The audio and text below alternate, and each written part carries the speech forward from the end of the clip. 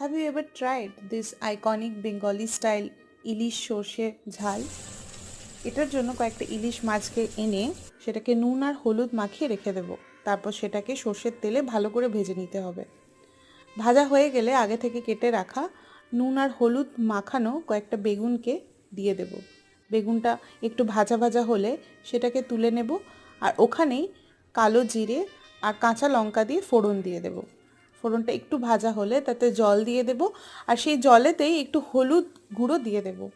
হলুদের কাঁচা গন্ধ চলে গেলে তাতে ভেজে রাখা মাছ আর বেগুনগুলো দিয়ে ফুটিয়ে নেব।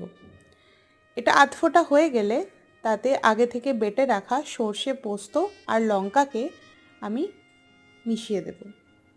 বেশ কিছুক্ষণ ফোটার পর তাতে কাঁচা সর্ষের তেল ছড়িয়ে নামিয়ে নেব। রেডি হয়ে গেল আমাদের সর্ষে ইলিশ।